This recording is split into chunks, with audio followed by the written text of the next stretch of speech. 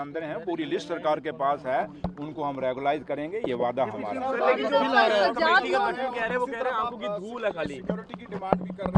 मैंने कहा कि ये आप डीजी साहब को पूछिए कि आप एक तरफ नवाज सूब की सिक्योरिटी विड्रा कर रहे हैं, दूसरी साइड आप ऑनरेबल एमएलए के स्कॉट विड्रा कर रहे हैं, उनकी सिक्योरिटी को कट शार्ट कर रहे हैं। मेरी खुद की भी सिक्योरिटी उन्होंने कट शार्ट की है, तो इसलिए डीजी साहब को पूछो अगर हालात ठीक हैं तो फिर ये इनकाउंटर क्यों चल रहा है? अगर यहाँ मिलिटेंसी नहीं है तो फिर ये इनकाउंटर किस बात का है? अगर इनकाउंटर चल रहा है तो यहीं से आप हिसाब लगाएं कि चंद रोज पहले डॉक्टर फारूक अब्दुल्ला साहब पे अटैक हुआ, आज इनकाउंटर शुरू हो गया है। उसके बाद आप चुने हुए नुमाइंदों के और पिक एंड चूज बेसिस पे आप सिक्योरिटी लोगों को देंगे, तो ये डेमोक्रेसी का मजाक है। लेकिन मैं फिर भी एलजी साहब, क्योंकि पुलिस के इंचार्ज हैं, मुझे लगता है कि कल हाउस में जो कंसर्न शो किया गया है, एलजी साहब खुद इसमें इंटरवीन करेंगे और सिक्योरिटी जिसकी जितनी बनती है और जितनी बंदे को थ्रेट परसेप्शन है उसके मुताबिक सिक्योरिटी का वो इंसाफ करेंगे। और जिन लोगों को सिक्योरिटी की ज़रूरत ही नहीं है और जो ऐसे लोग हैं, जैसे मैंने कल भी कहा कि जिनको घर वाले भी नमस्ते करके राजी नहीं है,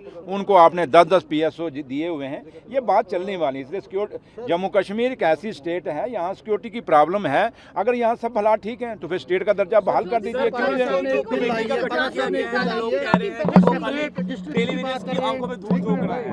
अब मैंने दिल्ली वजह पर बोल दिया है क्या सजाद उनके साथ सिक्योरिटी को लेकर बहुत आपकी तीखी नोकझोंक जो है वो हाउस में देखने को मिली और बाहर उन्होंने कहा कि सुरेंद्र चौधरी सिक्योरिटी स्पेशलिस्ट थोड़ी ना है। देखिए, सजाद लोन साहब किस फादर का बेटा है, किस बाप का बेटा है?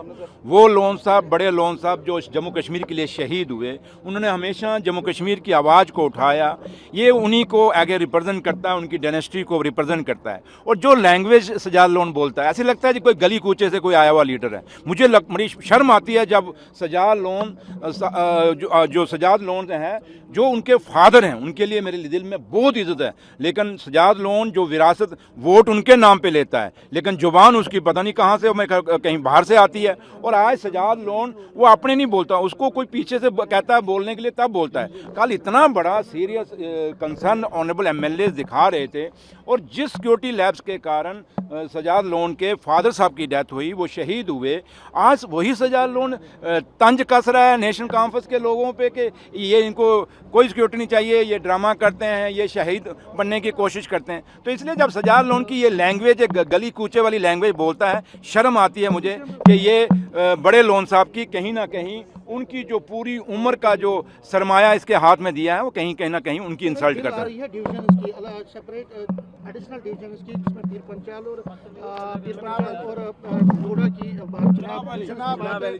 कोई बात नहीं, ये भूल जाते हैं जनाब वाली को। थोड़ा सा समीर साहब पता नहीं कहीं सुबह बीजेपी वाले खेमे से तो नहीं निकल के आए, तो इसलिए तभी ये भूल गए। देखिए, जब खित्ता पीर पंचाल का भी जहाँ तक मुद्दा है, चाहे चिनाब वैली का है, चाहे कंडी बेल्ट है, चाहे कश्मीर के अंदर है, जहाँ जहाँ भी डिसेंट्रलाइजेशन की ज़रूरत है, होनी चाहिए, और इसमें कोई शक नहीं। और ये डिमांड आज की नहीं है। आपको याद होगा 96 में डॉक्टर फारूक अब्दुल्ला साहब और नेशनल कॉन्फ्रेंस ने कहा था कि जम्मू कश्मीर में पावर जो है डिसेंट्रलाइज होनी चाहिए। और मैं जहाँ खड़ा हूँ, मैं नौशहरा का है, नौशहरा आपको याद होगा 52 डेज बंद रहा, इसीलिए कि जम्मू को, नौशहरा को डिस्ट्रिक्ट का दर्जा दिया जाए, दुकानें बंद रही।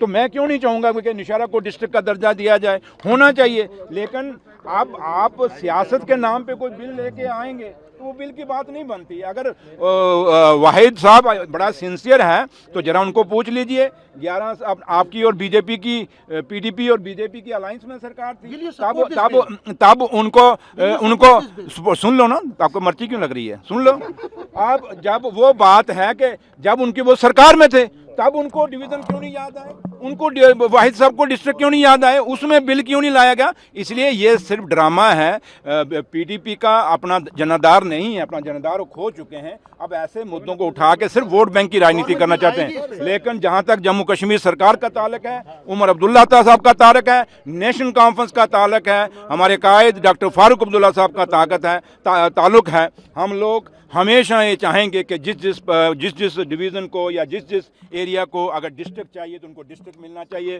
डिवीज़न चाहिए तो डिवीज़न मिलना चाहिए। बाकी थैंक यू। देखिए इंडिया डेली 24/7 अब आपके स्मार्ट टीवी पर। इंडिया डेली मौजूद है सभी डिजिटल प्लेटफॉर्म पर लाइव और लगातार। इंडिया डेली 24/7 हर दिन राष्ट्र को समर्पित।